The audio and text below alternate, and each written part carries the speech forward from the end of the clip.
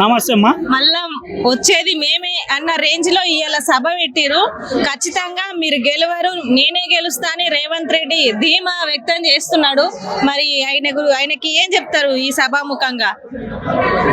గతంలో ప్రియాంక గాంధీని, రాహుల్ గాంధీని ఎలక్షన్ టైంలో ఇదే స్టేడియంకు తీసుకొచ్చి మరి యూత్ డిక్లరేషన్ అని పేరుతో మరి సంవత్సరంకి 2 లక్షల ఉద్యోగాల క్యాలెండర్ రిలీజ్ చేస్తానని చెప్పడం జరిగింది.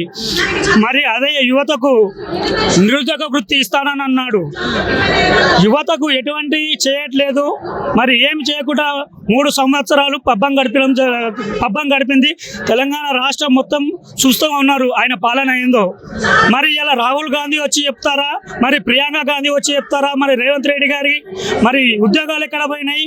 అదే కేసీఆర్ ఇచ్చిన ఉద్యోగాలే ఉన్నాయి. ఇప్పుడు తప్పితే వాళ్ళు కొత్తగా ఇచ్చిన ఉద్యోగాలు ఏమి లేవు. ఇప్పుడు వచ్చే ప్రభుత్వం నిజంగా చెప్తున్నా 100కు 100 బీఆర్ఎస్ ప్రభుత్వం ఫామ్ చేయబోతుంది. కంపల్సరీ మళ్ళీ ముఖ్యమంత్రి కేసీఆర్ గారు అవుతారు. మళ్ళీ నిరుద్యోగులకు, ఉద్యోగులకు అందరికీ కేసీఆర్ న్యాయం చేస్తారని చెప్తున్నాము. అస్సలు గెలువరు, నేను మహిళలకి బంగారం ఇస్తా, అలాగే 2500 ఇస్తా, 4000 ఇస్తా అని గట్టిగా ధైర్యంతో ఉన్నాడు రేవంత్ రెడ్డి. చెప్పండి అమ్మా, ఎక్కడిచ్చాడు? మహిళలకు ఇంటికి 18 సంవత్సరాలు నిండితే 2500 చొప్పున ఇస్తానని చెప్పి హామీ ఇవ్వడం జరిగింది. ఎక్కడైనా తెలంగాణ రాష్ట్రంలో మహిళలకు 2500 రూపాయలు ఇచ్చినట్టయితే ముక్కు నాలుగు రాస్తామని చెప్తున్నాను బీఆర్ఎస్ కార్యకర్తలు. ఎక్కడ ఇవ్వలేదు. మహిళలకు ఇస్తానని చెప్పి ఒక బస్సు ఫ్రీ పెట్టాడు అంతే. ఎక్కడ ఇచ్చాడు చెప్పండి? అయినా అమలు చేసిన పథకాలు చేయాలంటే గతంలో బీఆర్ఎస్ పార్టీ అనేక అప్పులు చేసింది అని మాట్లాడుకొచ్చిండు కదా. కేసీఆర్ అప్పులు చేసిండంటే దానికి ఒక అర్థం ఉంది. తెలంగాణ రాష్ట్రంలో అభివృద్ధి ఏ విధంగా జరిగిందో రాష్ట్ర ప్రజలకు అందరికీ తెలుసు. రైతాంగానికి మన ఇండస్ట్రీ, ఇప్పుడు కేటీఆర్ అన్న ఎన్నో ఇండస్ట్రీ తేవడం జరిగింది.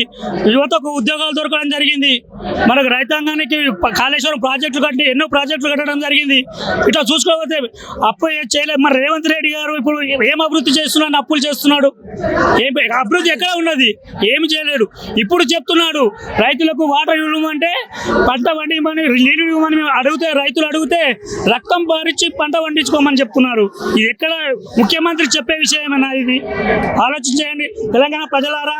గత ప్రభుత్వం ఏం చేసిందో అందరికీ తెలుసు.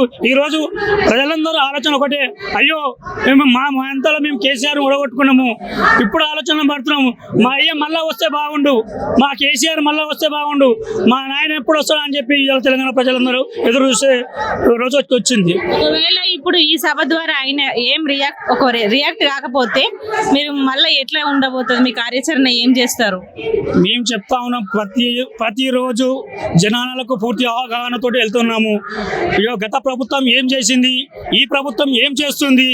ఈరోజు నిజంగా చెప్పాలంటే ఇండస్ట్రీ అప్పుడు మన బీఆర్ఎస్ ప్రభుత్వంలో ఇండస్ట్రీల యువకులకు అదనంగా ఓటీలు దొరికేది. ఇప్పుడు ఇండస్ట్రీలు కూడా దూరం అవుతా ఉన్నాయి.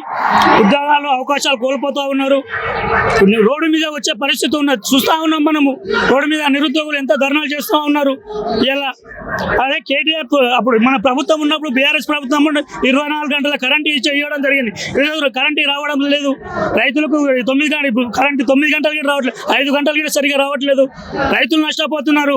ఈ ప్రభుత్వం నుండి రైతులు నష్టపోతున్నారు, ప్లస్ యువకులు నష్టపోతున్నారు. యావత్ తెలంగాణ ప్రజలు అల్లకొల్లం పడుతున్నారు. ఇలా పెట్టుబడిదారులు వస్తేనే మన రాష్ట్రం అభివృద్ధి బాగుపడుతుంది. ఇలా పెట్టుబడిదారులు రానికే భయపడుతున్నారు. హైడ్రా పేరుతో కూల్చివేతలు. ఈరోజు అన్ని విధాలుగా రియల్ ఎస్టేట్ పడిపోవడం జరిగింది.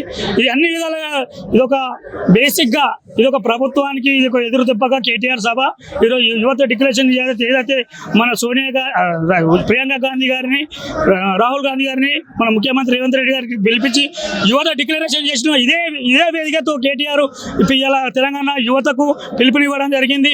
రేపు జరగబోయే ఎన్నికల్లో 100% భారీ మెజార్టీతో బీఆర్ఎస్ ప్రభుత్వం గెలుస్తుంది.